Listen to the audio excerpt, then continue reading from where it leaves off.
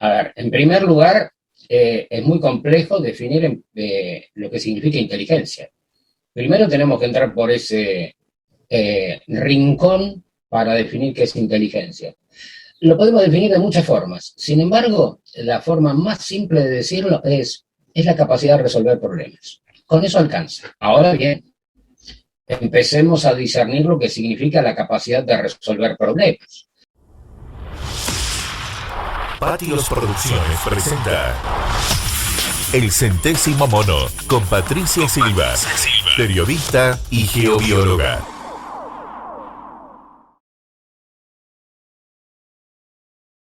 No es lo mismo un problema en matemática que un problema en astronomía, que un problema en ciencias de la computación en general, que un problema en economía, o bien que un problema que puede tener un invitado a una cena cuando quiere saber cómo colocar sus cubiertos a la hora de tomar esa cena. Ni hablar cuando ahora, hoy en día, está tan de moda gracias a la virtualidad y a las cuarentenas prolongadas que hubo que afrontar, cuando muchos programas, en todos los formatos, incorporaron a los chefs con recetas y recetas y recetas. Y ahí viene el problema. ¿Por qué? Porque no es fácil reproducir una receta. ¿Por qué? Porque la receta en general, ¿qué es? Si lo viéramos desde el punto de vista computacional, un algoritmo. Es un algoritmo porque hay una secuencia de pasos que permite encontrar la solución a ese apetito o voracidad que tiene alguien. Sin embargo, en el momento de construir la receta, nos encontramos con la expresión agreguémosle una pizca de. Y ahí viene el problema. ¿Por qué? ¿Qué es una pizca? Una pizca depende del tamaño de la mano de quien va a colocar la pizca. Y sabemos bien que si, por ejemplo, estando en Mar del Plata, comemos un pulpo a la gallega, el pulpo a la gallega que tiene pimentón, si nos pasamos de pimentón el pulpo a la gallega queda algo abominable. Entonces, primer asunto, si nosotros no sabemos resolver problemas, es muy difícil que podamos transferir esa inteligencia, entre comillas, a una inteligencia en máquina. Ha trabajado desde 1988 en inteligencia artificial. Él modestamente, el licenciado Jorge Sagula, prefiere que lo presenten como profesor e investigador de la Universidad Nacional de Luján. Es un matemático, básicamente es un matemático que trabaja con las computadoras y en inteligencia artificial. Señora, señor, yo le voy a contar, no le puedo transmitir a usted un currículum de 200 páginas. ¿Qué pasa? El comienzo de la inteligencia artificial se puede remontar en el tiempo tanto como uno quiera.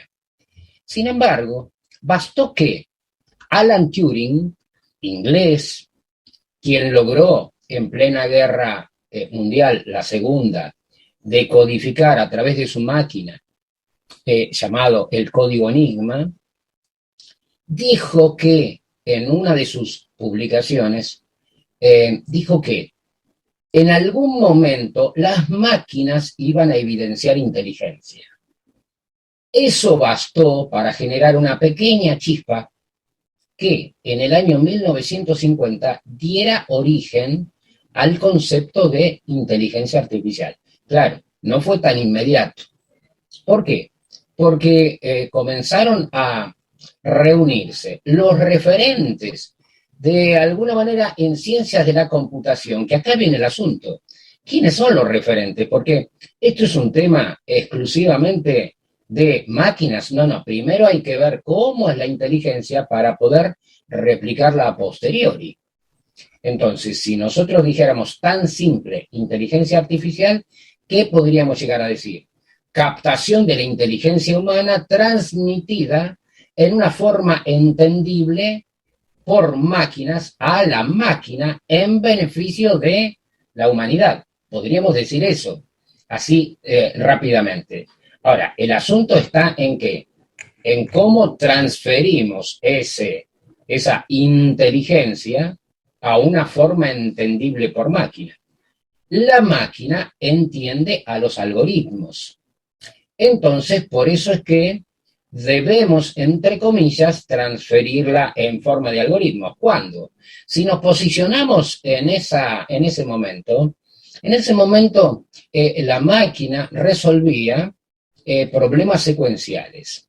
Y por lo tanto, la referencia por excelencia era el Fortran, amén del lenguaje propio de máquina, que era el assembler. El Fortran, ¿qué era? Formula Translation, simplemente traslación de expresiones matemáticas a una forma entendible por máquina que reproducía esos cálculos. Ahora bien, ¿qué pasa? Nuestro pensamiento no es secuencial. Nuestro pensamiento es lógico, esencialmente. ¿Por qué? Porque, evidentemente, si yo pensara a grandes rasgos cómo alguien enfrenta un día y pensáramos muy a grandes rasgos, podemos decir que se levanta de dormir, se higieniza, desayuna, sale a sus actividades, almuerza, sigue sus actividades, luego regresa a su casa, se higieniza, cena, se acuesta. Eso es a grandes rasgos. Entonces, desde ese punto de vista, sí podríamos pensar en la idea de un algoritmo. Pero lamentablemente, en cada uno de esos cuerpos que describí, simplemente con un tip, ocurren un montón de cosas.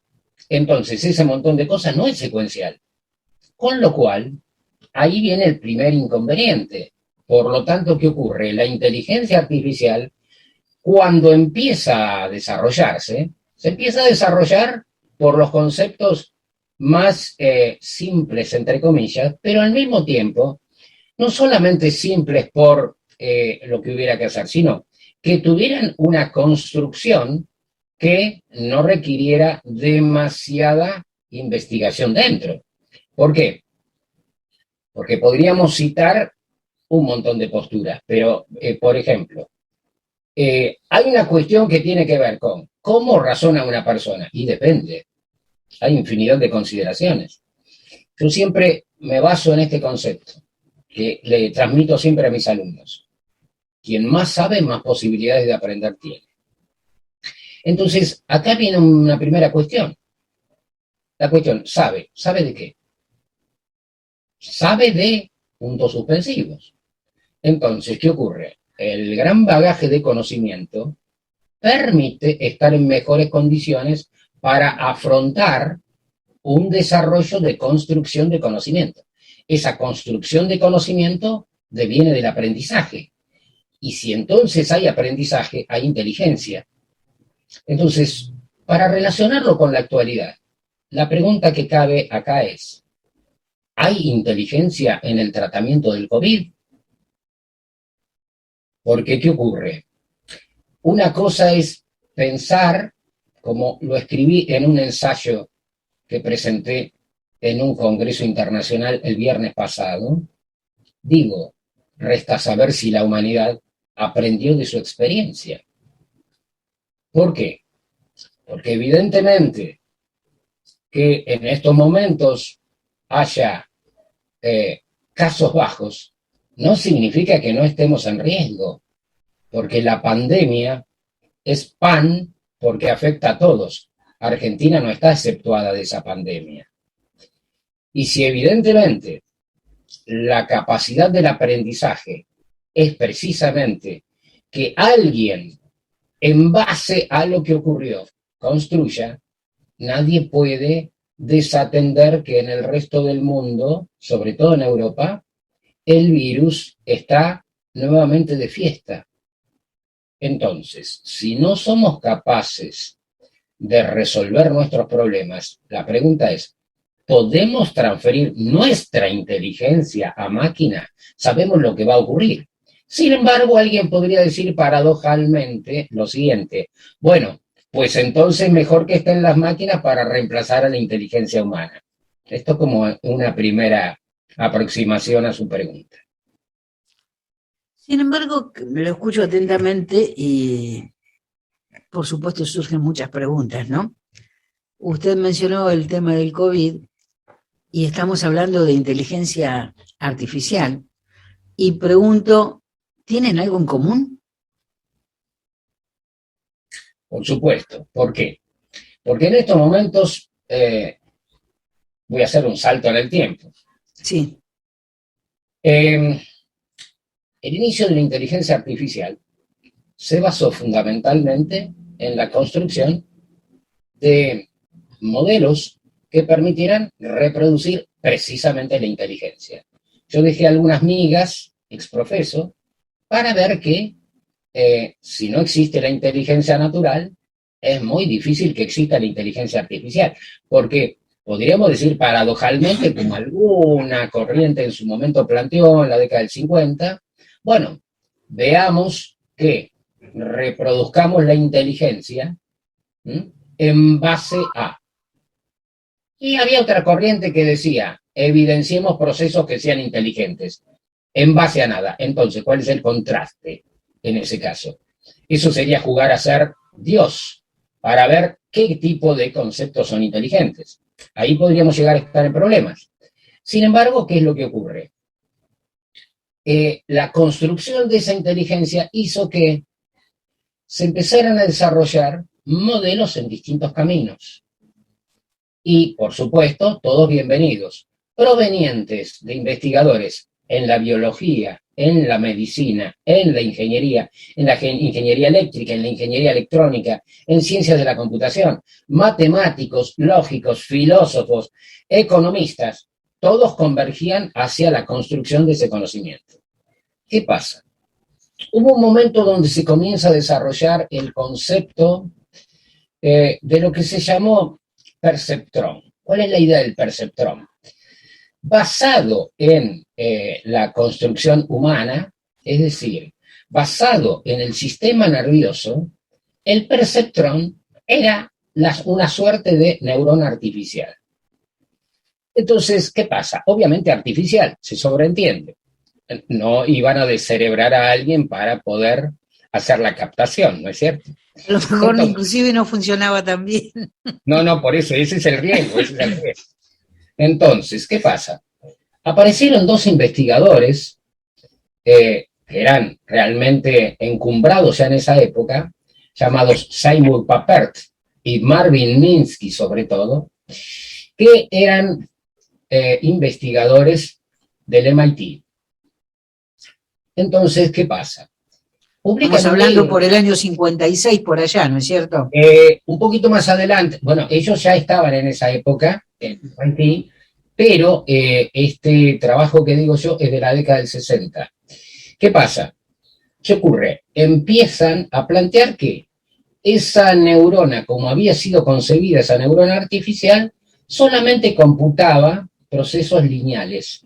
Por lo tanto, ellos desarticulaban toda la investigación que se había hecho al efecto. Entonces, ¿qué ocurrió?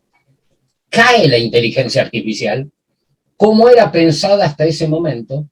Entonces, como consecuencia de un reporte llamado reporte Lighthill, comienzos de los 70, más allá de las investigaciones en otros campos, se empieza a favorecer otra idea. Es decir, siempre bajo el paraguas inteligencia artificial. En lugar de reproducir procesos inteligentes, construyamos de otra idea. Entonces, ¿qué pasa? A raíz de un modelo llamado GPS, que tiene muy poco que ver con nuestro GPS, que era, el modelo es el General Problem Purpose Solver, por eso hice hincapié en la resolución de problemas, un modelo desarrollado por Newell Simon, Allen Newell y Herbert Simon, luego Premio Nobel de Economía. ¿Qué hace? Este modelo conceptualiza la resolución humana de problemas. ¿Cómo hacían los humanos para resolver? Entonces, ¿qué pasa? Esto da lugar al inicio de una nueva área. Se empieza a hablar de los sistemas basados en conocimiento. Entonces, yo digo siempre lo siguiente. Cuando Mahoma no va a la montaña va a Mahoma. Entonces, como no se podía salir del brete de procesos inteligentes, se saltea ahí y se empieza a hablar de sistemas basados en conocimiento. Entonces, hay una nueva forma de ver la inteligencia. ¿Por qué? Por eso dije que quien más sabe, más posibilidades de aprender tiene. ¿Por qué? Porque tengo un bagaje de conocimiento y utilizo ese conocimiento para mejorar el nivel de aprendizaje. Ahora bien, ¿qué es lo que ocurre? Acá viene un asunto. Nace, para mí, la disciplina más importante que lamentablemente no se utiliza en la cabalidad entera del término. Se llama ingeniería de conocimiento. La ingeniería de conocimiento, algunos la capitalizaron como otra vertiente. Entonces, la capitalizaron ¿por qué? Porque hay quienes hablan de la gestión de conocimiento. Entonces, la gestión de conocimiento la empezaron a utilizar mucho los economistas, porque se empezó a hablar de capital intelectual, y gestión de conocimiento está asociada al capital intelectual en una organización. Entonces, lo que yo pretendo siempre es maximizar el capital intelectual de. Entonces, veamos esto. Cuando nosotros decimos, ¿cómo está relacionado, por ejemplo, el COVID con la inteligencia artificial? En realidad, la inteligencia artificial se utilizó desde el año pasado, ya se venía utilizando, pero me refiero desde el año pasado en el COVID-19, para plantear las predicciones de lo que iba a ir ocurriendo en los distintos países conforme a la información que existía. Fuertemente, ¿quién utilizó esto? El King's College de Londres. No es casual el porqué. Es el que. El porqué es que esa es la institución vinculada a los primeros trabajos sobre los modelos matemáticos en el tratamiento de predicciones bacteriológicas y virológicas, hace más de 200 años. Entonces, ¿qué es lo que empieza a ocurrir? El machine learning, que es esa semilla que sembró Turing en 1950, que no es más que menos que el aprendizaje en máquina, ese machine learning es el que comenzó con las predicciones. Resulta ser, como digo siempre, pasa esto. Un país con respecto a otro, veamos, si comparamos Argentina con Reino Unido, no voy a hablar de comparaciones que tengan que ver con lo económico, lo social, sino voy a hablar de una cuestión central, de las personas. En el Reino Unido, básicamente, hay mayoría de días de sombra. ¿En cuanto a qué? No hay luz solar. La luz solar es muy tenue comparada con la luz solar que tenemos en esta parte del hemisferio. Ya no más hay una diferencia enorme de ecosistema. Pero aparte, eso actúa sobre las personas. Por lo tanto, ya no más hay una construcción distinta de la fenómica. Y a su vez hay una cuestión también diferente de la genómica. Entonces, pregunto, ¿yo puedo aplicar un modelo predictivo que se basa en ciertos factores en otro contexto sin conocer el contexto? Sí, indudablemente no, y además cada pueblo, por llamarlo de alguna manera, por su ubicación geográfica y por su historia de clan como ADN, ¿no es cierto?, tiene un nicho biológico totalmente distinto, con conductas y comportamientos distintos a nivel de virus, bacterias y demás. Por lo tanto, la respuesta indudablemente es otra. Ayer hablaba con un amigo en Suecia, por ejemplo, y bueno, ellos sale el sol a las 3:30 de la mañana, pero a las 4 de la tarde se pone el sol. Y llueve la mayor parte del tiempo en este momento, ¿no? El tema es este. Es otra cosa. Poder adaptar el cerebro a eso. Ahora le hago una pregunta, doctor. Si pienso en las definiciones que da el doctor López Rossetti, y le cuento a la gente que también el doctor trabaja en neurociencias y es director y ocupa un cargo jerárquico en estos temas, o sea, ha integrado interdisciplinariamente los conocimientos. que yo personalmente, y corre por mi cuenta, creo que lo que nos pasa más de una vez a los seres humanos es que aprendemos cosas como en compartimentos estancos. En la medida que la persona aprende a integrar y a utilizar todos sus conocimientos para resolver las situaciones nuevas, y dice, aquel se destaca, no, utiliza lo que aprendió hace 20 años y dice, ¿y esto para qué me sirvió? Acá lo aplico. Pero hay que tener ese sentido de integrar el conocimiento.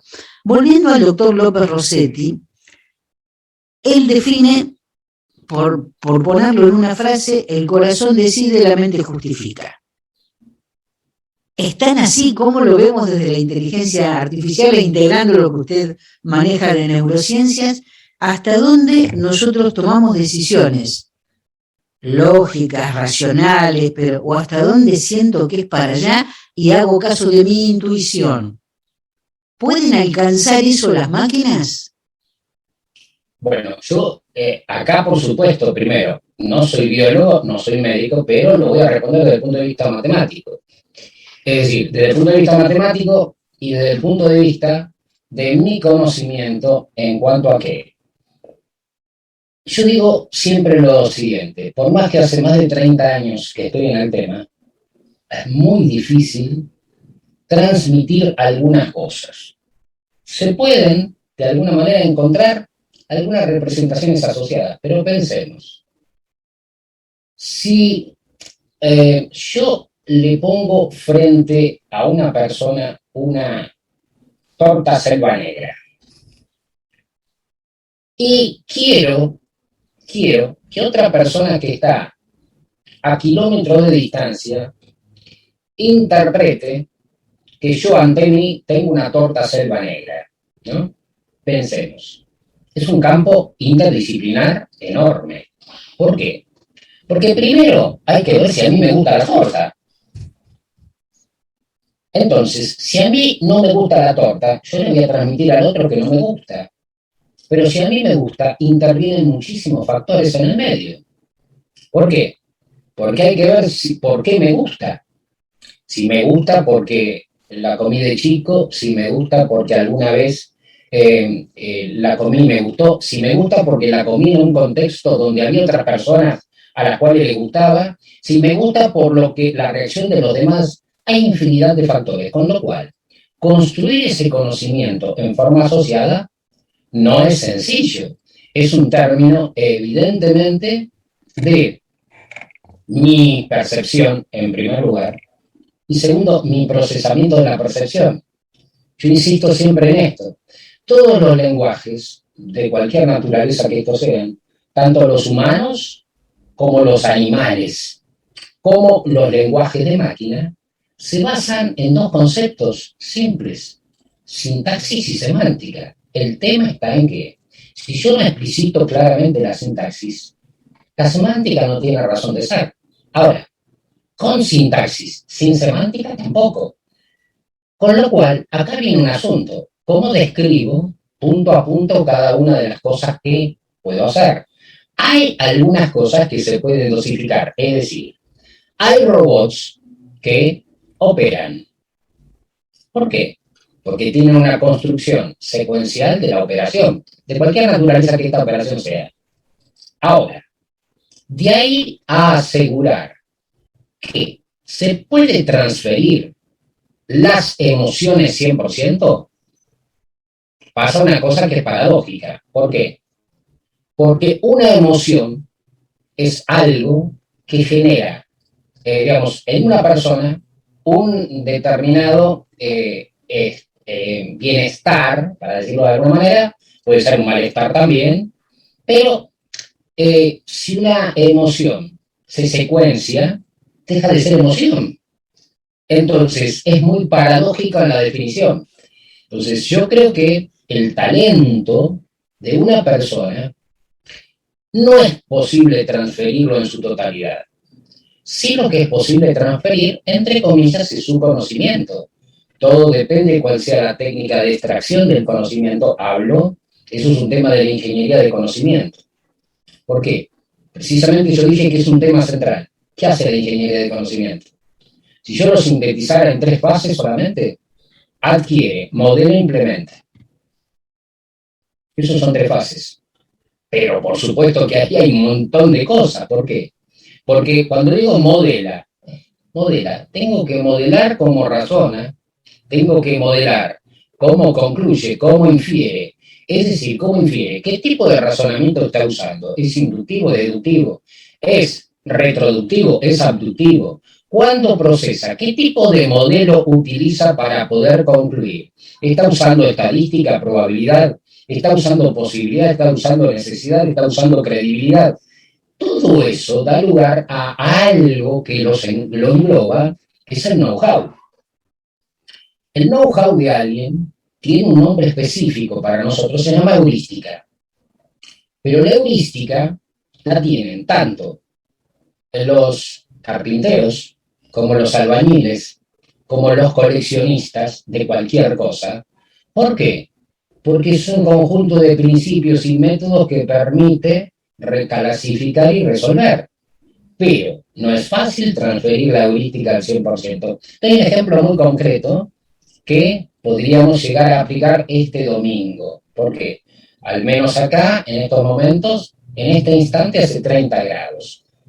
Un 28 de octubre, digamos que estamos con 5 semanas de primavera, 30 grados, es una cosa atípica al centro de la provincia de Buenos Aires o al centro oeste. Pero bueno, hace 30 grados. Entonces, ¿por qué digo el domingo? Porque la ola de calor va a ser hasta el sábado inclusive. Entonces, es posible que el sábado a la tarde un hombre de campo haga esto. Moja su dedo, lo levanta y dice, va a llover. Imaginemos. ¿Cómo lo pasa eso a la computadora? Yo digo, es decir, imaginemos, ¿qué conocimiento colapsado hay ahí para poder describir que va a llover? Quizás quienes somos más científicos podemos decir, bueno, levantó el dedo, se le secó rápido, hubo una variación del viento en esta dirección y por eso concluye eso. Es muy difícil saberlo. Entonces, esto que usted plantea nos está dando a los humanos una importante ventaja, y lo digo para aquellos que, sabiendo de esta entrevista, me decían, preguntarle si nos va a reemplazar los robots a los humanos. Ya vamos a hablar de... Le voy a contar una anécdota. Venga, lo escucho. Le voy a contar una anécdota. Año 1995. Siempre me acuerdo de esta anécdota, tengo varias, pero esta es muy pintoresca. A mí me invitó la Federación Latinoamericana de Sociedades de Estudiantes de Medicina a un congreso para hablar sobre inteligencia artificial, 1995. Entonces, bueno, había un experto que estaba hablando sobre sistemas expertos en particular, yo sobre inteligencia artificial, que engloba todo esto, pero me pidieron eso, bueno, perfecto. Entonces, un alumno de 4º año de medicina levantó la mano, dice, perdón, profesor, hago una pregunta. Entonces quiere decir que las máquinas nos van a reemplazar a los médicos. Solamente se refería a los médicos. Y yo le contesté, bien irónicamente, a ciertos médicos sí. Es decir, ¿por qué? Porque a veces la realidad supera la ficción. E insisto en este concepto. Nosotros tenemos que pensar básicamente que si nos casamos con la idea que tenemos en acceso a nuestras manos teléfonos inteligentes, estamos en problemas. ¿Por qué? Porque la tecnología vende teléfonos inteligentes, vende smartphones. Ahora, si el teléfono fuera inteligente realmente, no voy a decir que el teléfono se mueva solo, no voy a caer en esa chicana, sino que diría lo siguiente, que cuando yo me levanto a la mañana y lo toco, él me tendría que decir de alguna manera, no te veo bien hoy, te voy a pasar este tema musical para alegrarte la mañana. Es decir, no hay que confundir inteligencia con secuencia de operaciones. Usted me hizo una pregunta que ahora se la voy a responder sobre este final, esta parte, diciendo, decidan por nosotros. Ahí viene el asunto. Nosotros los humanos tenemos una particularidad. A veces decidimos, a veces elegimos. ¿Qué pasa? Si no le ponemos peso a algo, si evidentemente actuamos por la voluntad misma, solamente elegimos. ¿Cuál es la diferencia entre elegir y decidir? Para decidir tengo que justificar lo que estoy haciendo. De mínima, ponerle un peso a las opciones que tengo. ¿Qué quiere decir esto? Que si yo elijo, busco el primer camino que me conduce a la solución. Es suficiente. Ahora, si yo decido, busco el mejor camino que me conduce a la solución. Son dos cosas distintas. ¿El mejor de acuerdo a qué? A mi criterio. Mi criterio debidamente fundado en la heurística, es decir, en el modelo de mi propio conocimiento que mejora mi capacidad de búsqueda para llegar a una buena solución. Cuando eso está en máquina, eso es básicamente Machine Learning. El Machine Learning, ¿dónde está inspirado? En el cerebro. ¿Por qué? ¿De dónde viene el Machine Learning? De las redes neurales, fundamentalmente. Ahora bien, la evolución de ese Machine Learning, porque el hombre siempre va por más. Entonces, la evolución de ese Machine Learning se llama Deep Learning. El Deep Learning, como concepto, está desde los comienzos de los 90. Pero para poder implementarse no es tan sencillo. Entonces, el Deep Learning, ¿qué son? Redes neurales evolucionadas. Y si son evolucionadas, ¿qué es lo que tienen? Más filtración, más entrenamiento, más capacidad selectiva. Digamos, muy comparable entre un novato y un experto que va incrementando su conocimiento. Pero ¿qué pasa? Yo siempre insisto en esto. Vamos a suponer acá, siempre en la disputa sobre todo este año y el año pasado, de si la educación se estancó o no. ¿Por qué? A mi juicio, se confunde escolarización con instrucción. Entonces, ¿qué pasa? Se sabe que en los años tempranos de cualquiera de los niveles tiene que haber escolarización. Pero cuando ponemos en la balanza, si llevamos el número de vuelta a lo que era, el número de vuelta a lo que era ya no va a ser. Esa es mi percepción. ¿Por qué? Porque acá, en este caso, el cono temporal no me permitiría volver al mismo escenario. De mínima hay una evolución en términos del aprendizaje. De mínima, por muy mínimo que sea. Entonces, ¿qué pasa? Ese conocimiento adquirido hace que nosotros nos estemos comunicando acá de la misma forma que lo haríamos en un aula. ¿Por qué? Nos comunicamos con la voz, con el oído y con la vista. Y aparte, con la opción de escribir y reforzar. Entonces, ¿qué ocurre? En el aula, ¿cómo nos comunicamos? Exactamente de la misma forma, con la sola particularidad que estamos cerca. Acá claro, la única diferencia sería aquella palmadita del hasta mañana, por ejemplo. Bueno, exactamente, que acá igualmente puede producirse de formas similares siempre y cuando las personas se conozcan. Entonces, ¿qué es lo que ocurre? ¿Qué es lo que hace?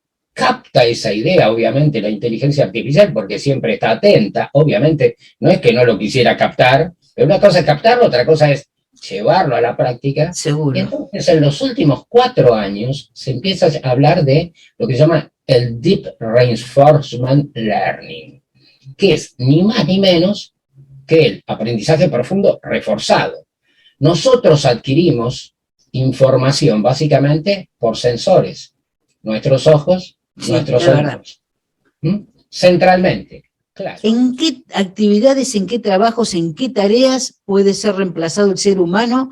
Y sociológicamente, ¿cuál es la mirada con respecto a los puestos de trabajo y las reconversiones necesarias? A ver, yo lo que digo, hay que separar en algunos campos. Primero es hasta lo que conocíamos y luego es lo que podrá venir. Son dos escenarios diferentes. ¿Por qué? Porque yo considero que, así como se plantea que lamentablemente se han perdido muchísimos puestos de trabajo como producto de una pandemia, lo que no se habla tanto es la cantidad enorme de nuevos trabajos que van a ocurrir como consecuencia de la pandemia. Yo soy netamente bayesiano. Es decir, ¿qué es ser bayesiano? Bayesiano es en honor a Tomás Bayes. ¿Mm? Tomás Bayes, ¿qué es lo que sostuvo? Que no es posible hablar de una consecuencia sin saber la causa que la originó. Y nosotros estamos plagados de esa situación contraria. Se habla de lo que ocurrió, a nadie le importa el porqué de dónde vino. Entonces, pensemos, si precisamente estamos en un proceso educativo, al menos a mí, cuando yo tomo examen, yo le pregunto por qué. Y por si le estoy preguntando por qué, tiene que ir para atrás. Si no, no puede responderme el por qué. Y eso es ser bayesiano, y al mismo tiempo tiene la importancia de la toma de la decisión. ¿De acuerdo? Entonces, ¿qué pasa? Hay muchísimas disciplinas que se ven favorecidas por la inteligencia artificial en cuanto a qué? Actividades rutinarias. ¿Tiene sentido que yo ponga a una persona a monitorear un proceso repetitivo? No, no tiene sentido, porque estaría, si voy a plantear mi mirada, estaría degradando la naturaleza humana a la hora de hacer eso. Sí, anularía su capacidad de resolver situaciones nuevas. Por eso, exactamente, es decir, ¿qué es lo que pasa? Esa persona tiene que estar asociada a resolver situaciones de cualquier naturaleza que sea. El tema es que a veces la resolución de situaciones da lugar que solamente se piensa las mismas situaciones, y mismas situaciones nunca hay. ¿Por qué? Porque cuando uno plantea el problema subyace en un contexto. El problema no es fijo. No, El problema y lo único permanente es el cambio. Cada uno. Es decir, depende de la percepción de cada uno. Vamos a suponer, una persona va a acostarse con una idea en la cabeza, ¿no? Durante la noche su cerebro sigue trabajando, y aparte tiene una ventaja enorme, sigue trabajando. ¿Por qué? Porque como no está consumiendo energía, porque el cuerpo está básicamente fijo, lo único que hace es cambiar la posición, toda la energía puede ser capturada por el cerebro y pensar en ese momento, y se levanta con una situación diferente con la cual se acostó. Absolutamente. Por lo tanto, y eso se habla poco. Es decir, eso no se desarrolla demasiado como debiera desarrollarse ese concepto. Entonces, esto tiene que ver con qué? Con que a la hora de ir a resolver, yo necesito gente capacitada en resolución. No gente que exclusivamente sea para una actividad repetitiva. Y cuando digo repetitiva, yo soy muy rígido en esto. A veces, en nuestro campo, sobre todo en la docencia, ni hablar en la docencia universitaria, los profesores suelen ser replicantes. Y entonces ahí nos encontramos con esto. Un replicante es un robot. Es decir, hace siempre la misma tarea. Podía hacer un video y entregarlo y ya está. Exactamente, por ejemplo, ¿no? Entonces, lamentablemente lo que digo es esto, que hay muchísimos avances. Se calcula que hacia el año 2025 va a haber la necesidad de nuevos 150 millones de puestos de trabajo para poder generar las consecuencias de lo que depara una pandemia en particular. Entonces, la inteligencia artificial, para mí, desde mi visión, puede perfectamente resolver aquellos procesos que son repetitivos, y aquellos procesos que requieren cierta inteligencia, pero no la capacidad de inteligencia que tiene un humano de resolver múltiples situaciones al mismo tiempo. Porque ahí entramos en ciertos refinamientos, que es el concepto de inteligencia artificial distribuida. Y a veces este concepto de inteligencia artificial distribuida tiene cosas muy buenas y a veces tiene cosas que no son tan buenas. Y voy a explicar el por qué. Vamos a suponer que yo quiero comprar un determinado bien y lo compro a través de Internet. Entonces lo compro a través de estas grandes cadenas que tienen muchos retailers en distintos puntos del globo. Resulta ser que cuando lo voy a comprar en un determinado lugar, ese lugar no lo tiene. Entonces me dicen, puede demorar 48 horas su compra. ¿Qué ocurre? Resulta ser que ahí ese sitio le manda mi información a otro sitio, pero a mí no me lo preguntó. Entonces, toda esa línea dentro de lo que es la inteligencia artificial distribuida, que yo como lo defino, es lo que podríamos decir la crème de la crème, es lo máximo. Las ventajas que tiene desde el punto de vista de concatenar todo el conocimiento son desventajas. ¿Por qué? Porque yo puedo llegar a perder una palabra que es central, la confianza. Ese modelo que estoy planteando es la evolución de lo que es básicamente la inteligencia artificial que empieza a concebir nuevamente Marvin Minsky en la década del 80, en el año 1985, con un libro llamado Men's Society. Es decir, la sociedad de la mente, que ese es el tema que más importa. ¿Por qué? Porque el concepto de la sociedad de la mente está muy aparejado a la visión de George Porn o de Pierre Levy en términos de inteligencia colectiva. Entonces, una cosa es la inteligencia colectiva humana y otra cosa es la inteligencia colectiva artificial. Esa inteligencia colectiva artificial se traduce en dos aspectos diferentes. Por un lado, lo que es la inteligencia colaborativa y por el otro lado, lo que es la inteligencia cooperativa. Doctor Segula, usted con los distintos temas que me ha tirado, tengo un par de preguntas, pero vamos de a una. Esta recopilación de datos, Big Data, o sea, una gran cantidad de datos que de pronto puede intentar saber o pronosticar cuáles son las conductas sociológicas de las personas. Y el resonado caso de Donald Trump, o sin casos particulares, ¿cómo puede predecir cuál es la conducta de una persona o seleccionar qué tipo de información, si yo estoy navegando en la red, por ejemplo, y están levantando permanentemente, cada clic es una información que tiro, ¿no es cierto? Y de pronto, no sé, si busco pasaje a Barcelona, me va a perseguir. Si al programador se le ocurrió por 20 días la info, me va a perseguir esa información, aunque haya mirado por saber. ¿Qué pasa entonces con la comunicación social de la gran masa y las resoluciones que tiene que tomar la masa cuando individuo que vota de pronto va a tomar una decisión, pero está influenciada indudablemente por el mundo comunicacional, que no deja de ser un imaginario, ¿sí?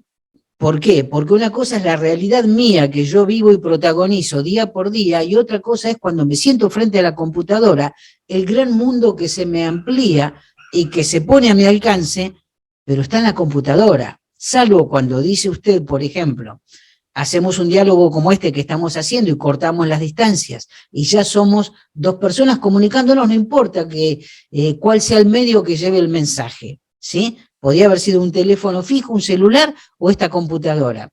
Pero es muy distinto cuando yo estoy recibiendo información de las redes sociales, de la publicidad, de los banners que aparecen, lo que fuese, y de pronto me están direccionando hacia los gustos que saben o pueden predecir por el sistema que yo tengo.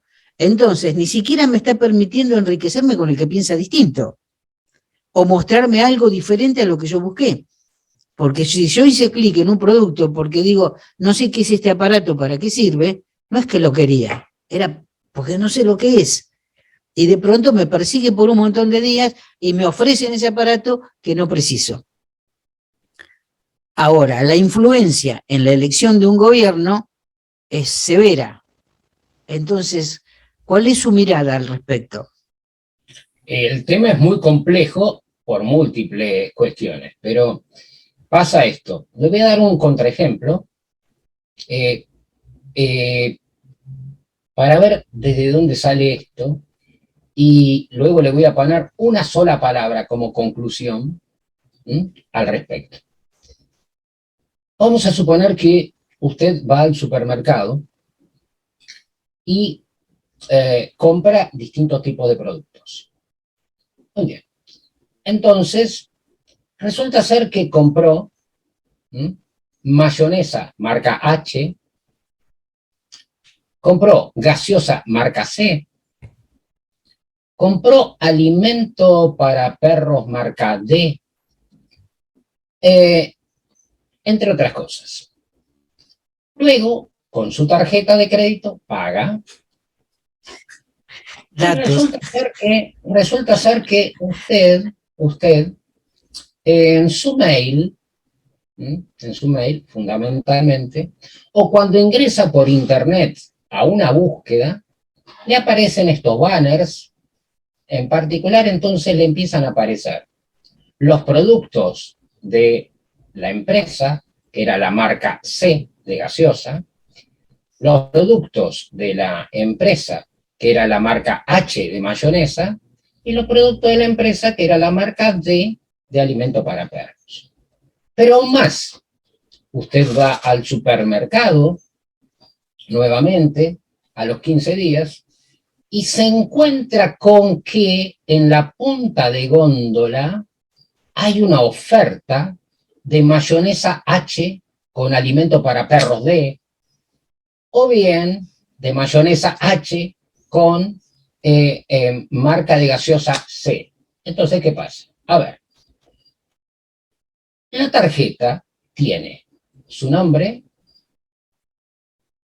su número de tarjeta y eventualmente su dirección cuando usted firma.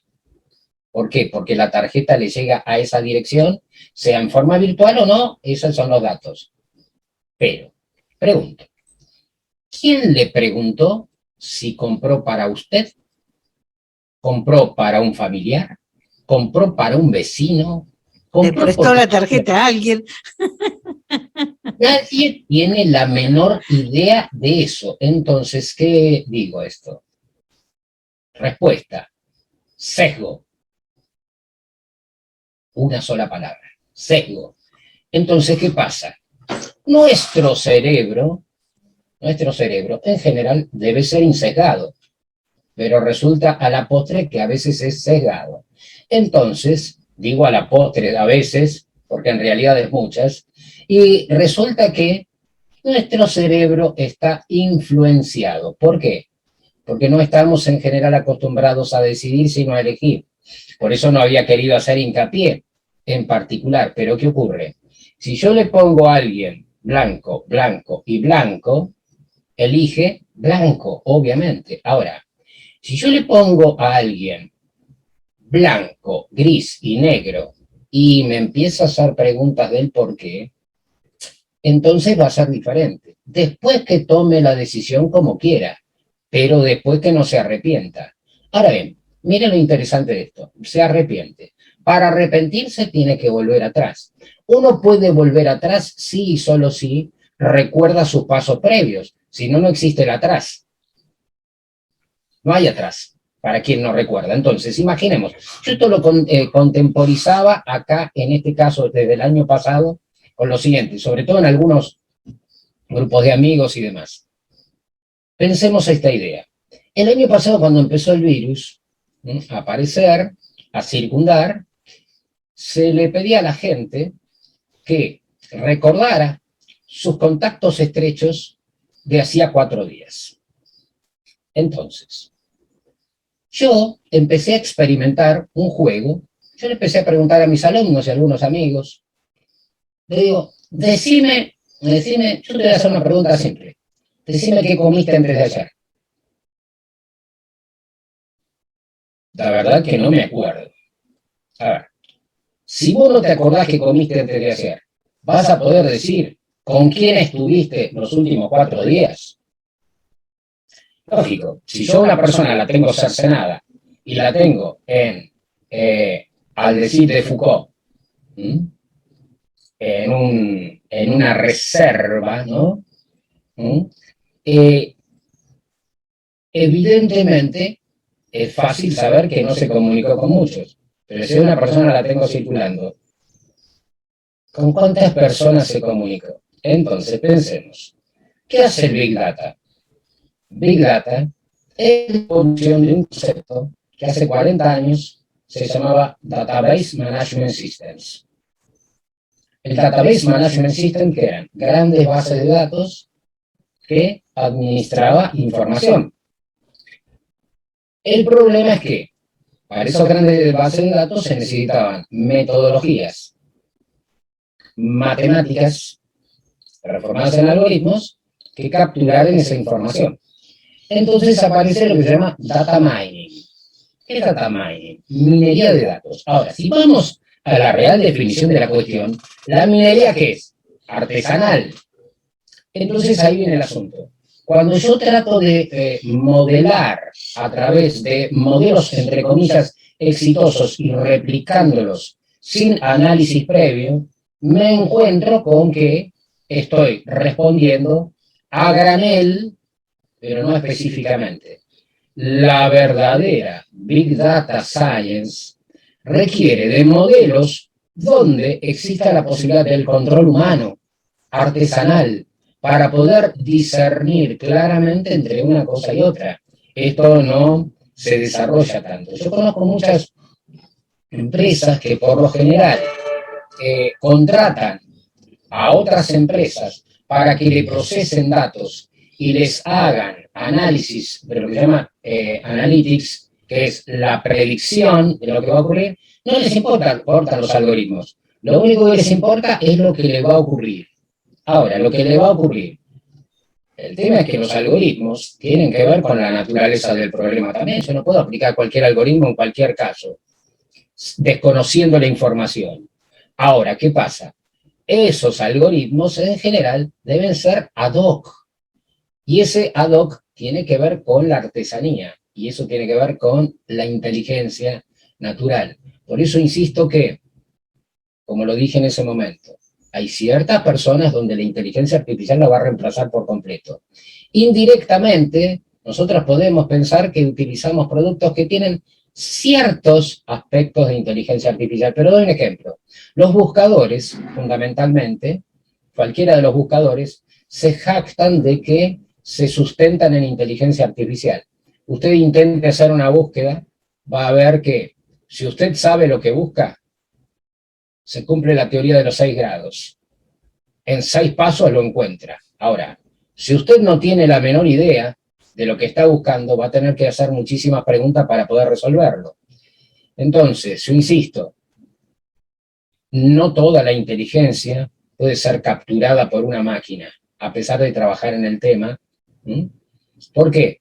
Porque nosotros podemos procesar muchísimas cosas en paralelo, y de hecho ocurre. Sin embargo, desde la formación más primaria, desde la escolarización, se le dice a una criatura, concéntrate, como si concentrarse fuera en un único tema. Uno puede estar concentrado en muchos temas al mismo tiempo. El tema es que hay que desarrollar esas capacidades en las personas y no se construye ese conocimiento, no sé por qué razón, pero de hecho, yo insisto en esto, cuando me preguntan, hace poco, el año pasado, por ejemplo, un exalumno mío de la universidad intentó empezar a hacer un capítulo, unos talleres para aplicar resolución de problemas para niños. Entonces, dice, usé parte de lo que vos me dijiste. Entonces, ¿qué pasa? Yo hace muchos años quise hacer un modelo de inteligencia artificial para niños, hace 30 años. Entonces, ¿qué pasa? La idea es que nosotros tenemos que desarrollar la capacidad de los chicos desde la más temprana edad. Y para eso, ¿qué es lo que hay que hacer? Estimular su capacidad lúdica, fundamentalmente con rompecabezas, laberintos y juegos.